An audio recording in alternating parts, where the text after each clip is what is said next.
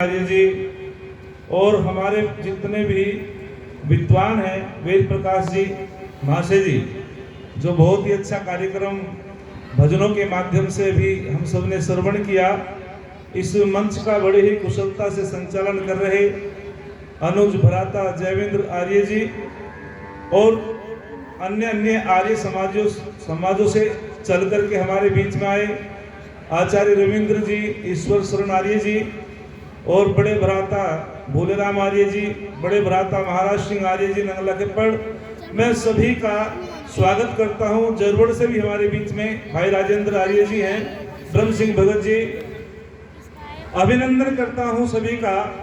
और बहुत लंबा समय हो गया, एक लंबी सभा, मैं साधुवाद देना चाहता हूं माता बहनों को, छोटे नन्हे मुन्ने बच्चों को। बड़ी धैर्य से आप इस कार्यक्रम को सुन रहे हैं, बस थोड़ा सा तपोर करेंगे। मैं भी आपके बीच में अधिक समय नहीं लूंगा, समय को परिस्थितियों को देख करके अपनी बात रखूंगा। और हम सभी बहुत ही साधुवाद देते हैं इस टीम को, शादी समाज की कमेटी को, जिन्होंने बहुत अच्छा कार्यक्रम रखा। हमारे बाबा नानक चंद जी जो एक प्रेरणा स्रोत है सबके, तो मैं सभी को साधुवाद देता हूं।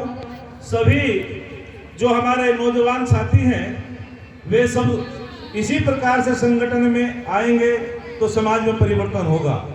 महाशय राजवीर जी बहुत ही अनुभवी भजनोपदेशक हैं और राजवीर जी से मैं निवेदन करना चाहता हूं, जो वैदिक संगठन उत्तर प्रदेश के माध्यम से कार्यक्रम चल रहा है, जो बहुत ही मासिक एज के माध्यम से कार्यक्रम चलते रहते हैं और गोष्ठी होती रहती है। आइए थोड़ा सा चिंतन मैं आपके बीच में करता हूं। विषय बहुत अच्छा है, विषय है सत्य सनातन वैदिक धर्म कब से चला। विस्तार का विषय तो नहीं है, लेकिन मैं थोड़ा सा प्रकाश डालूंगा और हमारे ऋषि मुनियों के आदर्श क्या थे। बहुत ही सुंदर विषय है। देखो, जो भजन होते हैं, संगीत होता है, उससे व्यक्ति स्वयं जुड़ जाता है, क्योंकि आकर्षण होता है संगीत में। जब संगीत या गाना सुनते हैं, भजन सुनते हैं, तो उसमें इतना आकर्षण होता है जैसे गुड़ खा करके तुरंत मीठा मुंह हो जाता है। लेकिन जो गद्य शैली होती है उससे जुड़ना पड़ता है। तो एक तो स्वयं जुड़ जाता है, एक जुड़ना पड़ता है, इसमें बड़ा अंतर होता है। तो जुड़ना पड़ेगा। क्यों जी आर्य जी जो पीछे बैठे हैं, तो हम सभी थोड़ी देर के लिए जुड़ेंगे।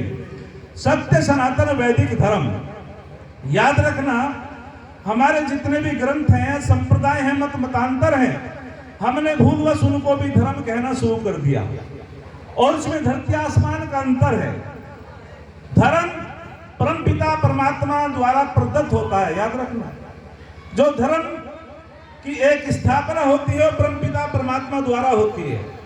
ईश्वर भी एक है और धर्म भी एक होता है।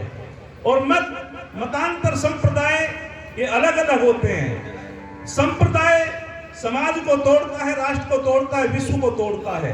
धर्म जो है जोड़ता है, धर्म जोड़ने का कार्य करता है।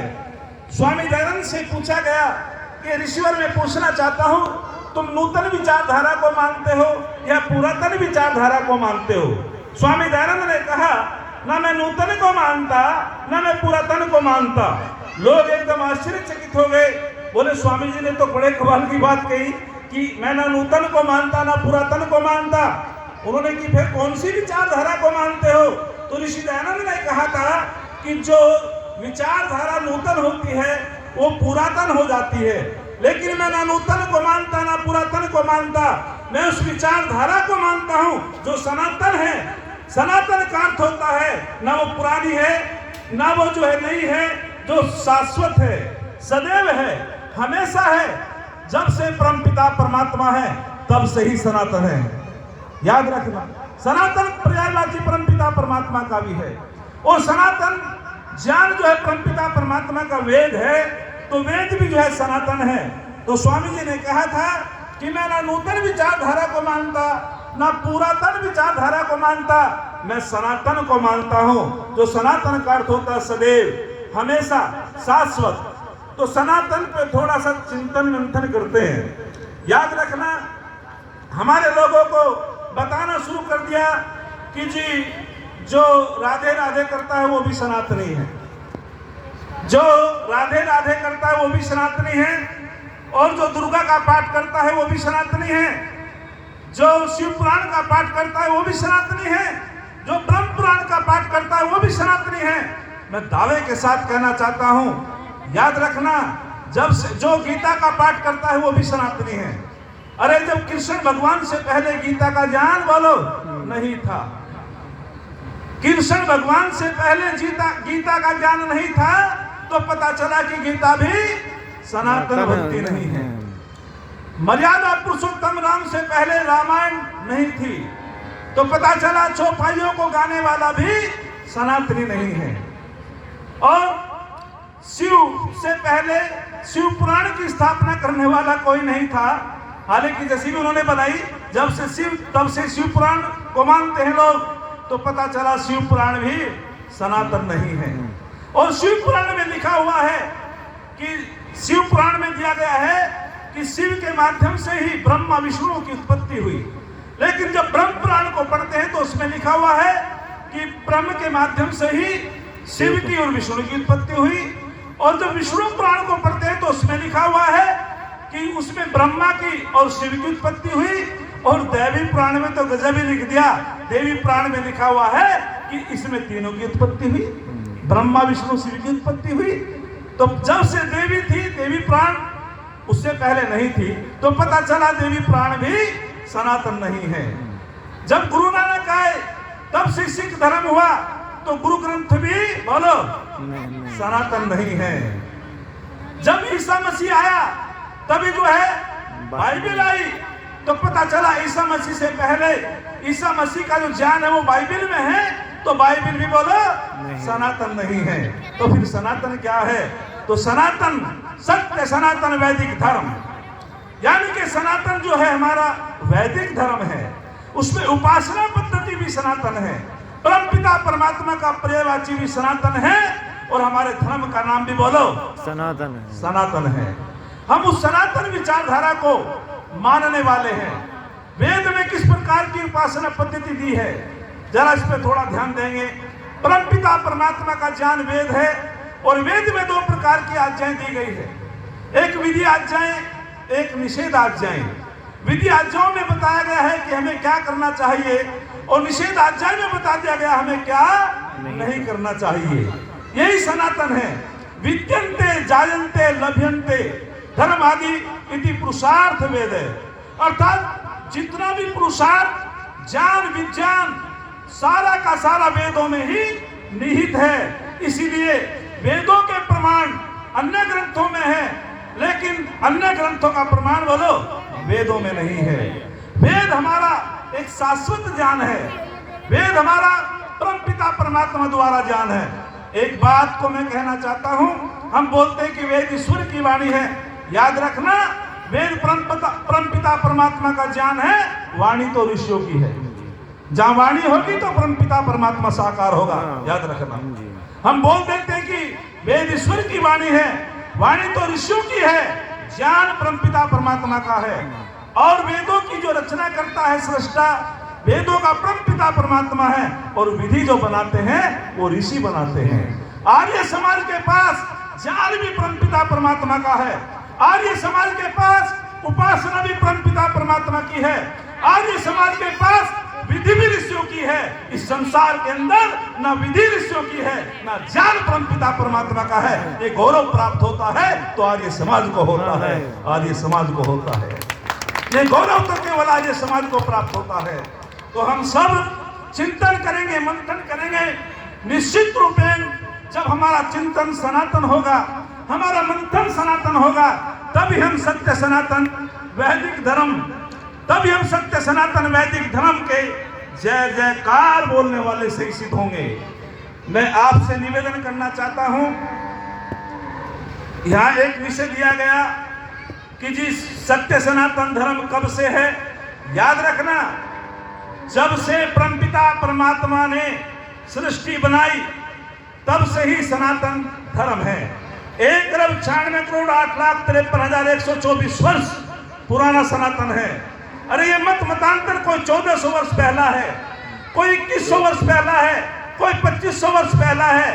परमपिता परमात्मा ने जब यहाँ वेद जान दिया, तभी से इस सनातन धर्म की स्थापना ईश्वर ने की है।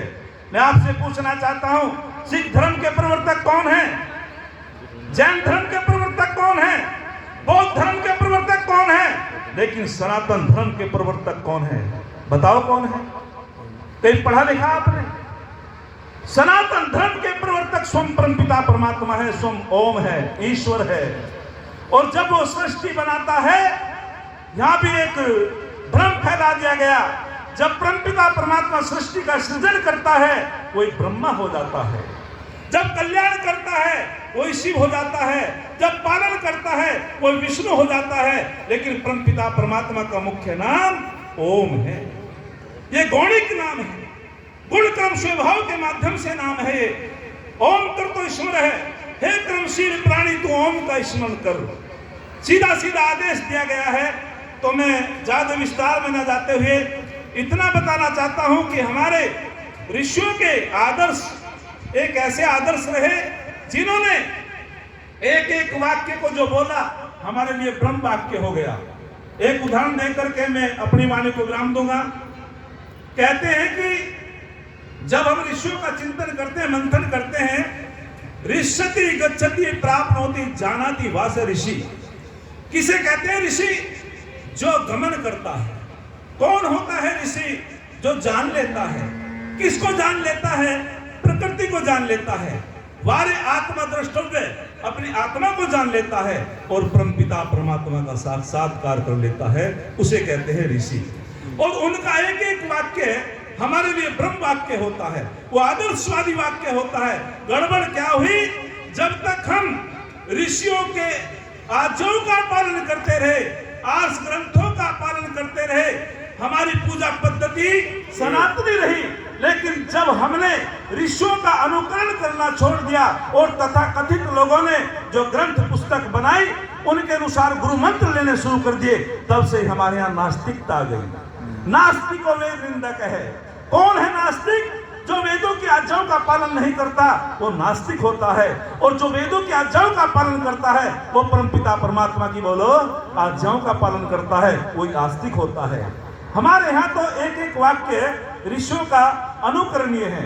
मैं आपसे पूछना चाहता हूँ, यम नियमों का पालन, अष्टांग योग की जो बात बताई गई वो ऋषियों ने बताई, और सीधा सीधा कह दिया कि जो अष्टांग योग का पालन करेगा वो परमपिता परमात्मा का साक्षात्कार कर सकता है, वो भक्त हो सकता है, उपासक हो सकता है। और जो अष्टांग योग के माध्यम से ईश्वर की भक्ति नहीं करता वो नास्तिक होता है। ये ऋषियों का ही तो आदेश है महाशय जी, ये ऋषियों की तो आदर्शवाद है। और ऋषियों का आदर्शवाद का उदाहरण देकर के मैं अपनी वाणी को विराम देता हूँ। ऋषियों के क्या आदर्शवाद है? ऋषि ब्रह्मचारियों को गुरुकुल में शिक्षा देता था और कहता था समावर्तन संस्कार में, ओ मेरे बेटा सत्यम वदे धर्मम चरे स्वाध्याय मा प्रमदे। वे मेरे ब्रह्मचारी, ये सत्य का पालन करना है। अच्छा सत्य क्या है? सत्य सनातन वैदिक धर्म सत्य क्या है? सत्य का मतलब होता है ऋतम च सत्यम। सत्य परमपिता परमात्मा का वो नियम होता है जिस नियमों में कोई परिवर्तन नहीं हो सकता, उसको ऋत कहते हैं। बाइबल में न जाने कितने संशोधन हो गए, न जाने कितनी पुस्तकों में संशोधन हो गए, लेकिन वेदों में आज तक कोई संशोधन हुआ ना होगा, ना कोई कर सकता। ये ऋत है। परमात्मा के नियमों में जो कोई परिवर्तन नहीं होता उसे ऋत कहते हैं, और जिनमें परिवर्तन होता है उसे सत्य कहते हैं। सत्य और ऋत में भी अंतर है, अध्ययन करेंगे पता चल जाएगा। तो परमात्मा के जो नियमों का पालन है वो ऋत के अंतर्गत आता है। जैसे सृष्टि पहले से बनाई परमात्मा ने, ऐसे ही आगे भी बनाएगा परमपिता परमात्मा। उसके नियम में कोई परिवर्तन नहीं होता, इसे कहते ऋत। एक उदाहरण देता हूं, सत्यम वदे धर्मम चरे स्वाध्याय मा प्रमदे। हे मेरे बेटा तू सत्य का पालन करना, हे मेरे बेटा धर्म का अनुकरण करना, हे मेरे बेटा स्वाध्याय मा प्रमदे। कभी वेद के अध्ययन में प्रमाद मत करना, कभी वेदों के अध्ययन में प्रमाद मत करना, उसका स्वाध्याय करते रहना। और एक संदेश देकर के गजब, यदि संदेश को सम्मान लेंगे, ऋषियों के आदर्शवाद को सम्मान लेंगे, तीन समस्याएं जो सबसे बड़ी भयंकर है, आतंकवाद की, दुराचार की, भ्रष्टाचार की, इनका समाधान हो सकता है। इस बात को कहकर के मैं अपनी वाणी को विराम देता हूं, क्योंकि मुझे दो विषय दिए गए थे, सनातन और ऋषियों के आदर्श क्या थे, हमारे पूर्वजों के आदर्श क्या थे। तो वे कहते हैं ब्रह्मचारी और ब्रह्मचारिणियों को इन तीनों शंकाओं का समाधान हो सकता है।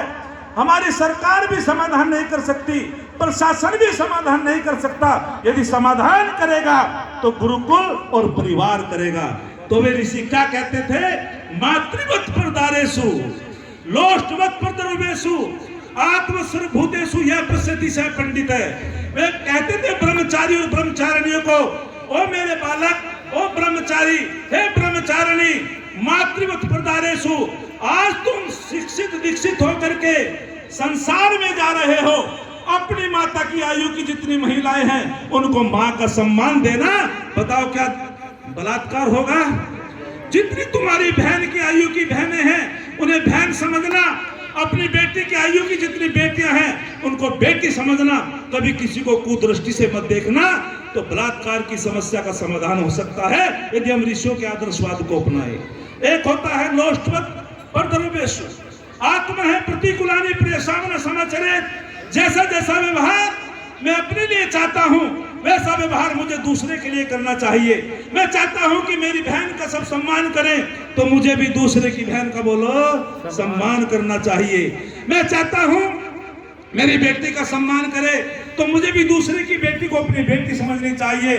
तो तब जाकर के यहाँ धर्म की स्थापना हो सकती है, शांति की स्थापना हो सकती है। और फिर कह दिया, जो चोरी करते हैं, चकारी करते हैं, लोष्टवत परदर्वेषु, हे संसार के लोगों, तुम चोरी मत करना, दूसरे के धन को मिट्टी का ढेला समझना। जब हमारे अंदर ये संस्कार आ जाएंगे, निश्चित रूपेण उसी दिन भ्रष्टाचार बंद हो जाएगा, उसी दिन चोरी बंद हो जाएगी।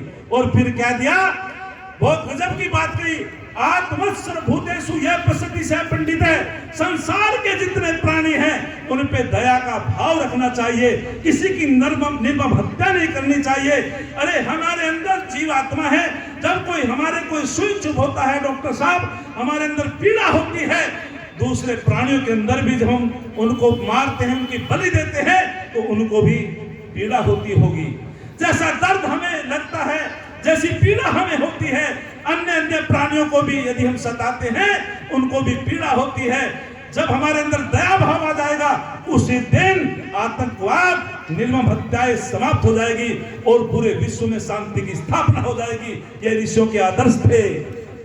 समय इजाजत नहीं देता, बस एक बात कहकर के मैं अपनी वाणी को विराम देता हूं। समय पर जो जाति संभलती नहीं है, समय पर जो जाति संभलती नहीं है, कभी उसकी हालत बदलती नहीं है, नहीं वो कौम जग में जिंदा रहने के काबिल जो चोट खा करके मचलती नहीं है, जो चोट खा करके मचलती नहीं है। बहनों, हमारी साथ देना पड़ेगा। मोबाइल हाथ में नहीं होने चाहिए, किरणमयी की तरह, लक्ष्मीबाई की तरह कटार हाथ में होगी। शास्त्र हमारे हाथ में होंगे, हमने वेदों को पढ़ा, शस्त्र तुम्हारे हाथ में होंगे, तो हम शांति की स्थापना तभी होगी। कायर व्यक्ति कभी शांति की स्थापना न कर सकता, न हो सकती। तुम भी अपने स्वरूप को भूल गई, हम भी अपने स्वरूप को भूल गए। अरे सच तो यह है, नारी की महिमा दुनिया जानने पाई है। ये मंदिर में मीरा है, रण क्षेत्र में दुर्गाबाई है, विद्या के क्षेत्र में गार्गी देवी है, जिसकी कथा निराली है। इस नारी के कारण ही तो ये धरती गौरवशाली है, इस नारी के कारण ही तो ये धरती गौरवशाली है। तुम्हारी वकालत स्वामी दयानंद ने की थी। तुम्हें कोई पैर की जूती कहता था, तुम्हें कहता था तुम्हारे अंदर आत्मा नहीं है, तुम्हें कहता था नारी नरकस्य द्वारम। ऋषि दयानंद ना होते तो आज तुम्हारा सम्मान ना होता, स्वामी दयानंद ना होते तो आज तुम मुख्यमंत्री, प्रधानमंत्री, राष्ट्रपति ना होती। एक उदाहरण देकर के अपनी वाणी को विराम दूंगा। कहते हैं कि एक बार इंदिरा गांधी से प्रकाशवीर शास्त्री ने पूछा, तुम्हें प्रधानमंत्री किसने बनाया? बोले जनता ने। उन्होंने फिर पूछा, तुम्हें प्रधानमंत्री किसने बनाया? कि जनता ने। प्रकाशवीर शास्त्री सांसद हुआ करते थे, आर्य समाज के विद्वान थे। उन्होंने तीसरी बार फिर कहा कि तुम्हें प्रधानमंत्री किसने बनाया? इंदिरा गांधी कहने लगी, शास्त्री जी मैं बार बार उत्तर तो दे रही हूं, लेकिन तुम संतुष्टि नहीं हो। तो तब कही थी प्रकाशवीर शास्त्री ने कि जनता तो तब भी थी जब स्वामी दयानंद से पहले पति की मृत्यु के बाद तुम्हें अग्नि कुंड में जला दिया जाता था। जनता तो तब भी थी, तुम्हें यज्ञ में आहुति देने का अधिकार नहीं था। जनता तो तब भी थी, वेद मंत्र बोलने का अधिकार नहीं था। जनता तो तब भी थी, गायत्री मंत्र सुनने का अधिकार नहीं था। जनता तो तब भी थी, तुम्हें पैर की जूती कहा जाता था। तो तब कहा था प्रकाशवीर शास्त्री ने, उन्होंने तुम्हें पैर की जूती कहा जाता था। ऋषि दयानंद ने घोषणा की थी, सनातन संस्कृति की मान्यताओं को रख करके, वेद की मान्यताओं को रख करके सामने कहा था कि ये पैर की जूती नहीं होती माता बहने, स्त्री ही ब्रह्मा बुभुवित है। हमारे वेद कहते हैं स्त्री तो जो है ब्रह्मा है, ये तो सर की पगड़ी होती है। जैसे परमपिता परमात्मा सृष्टि का निर्माण करता है, ऐसे ये नारी समाज का निर्माण करती है, समाज का निर्माण करती है। आपकी वकालत किसने की थी? ऋषि दयानंद ने की थी। तो इसीलिए हम सब सनातन संस्कृति से जुड़ेंगे। आज तुम्हें पता चल गया होगा, सत्य सनातन वैदिक धर्म जो वेदों के माध्यम से उपासना करता है वो सनातनी, और जो वेदों के माध्यम से उपासना नहीं करेगा वो कभी सनातनी होने वाला नहीं है। एक छंद कह करके अपनी वाणी को विराम देता हूं। तरुणाई के यौवन से युग का इतिहास बदलता है, जिधर जवानी चलती है उधर जमाना चलता है। अरे जवानी बहनी जो काली जुल्फों पर लुट जाए, जवानी तो वह है जो भारत माँ के चरणों पर लुट जाए। जवानी तो वह है जो भारत माँ के चरणों पर लुट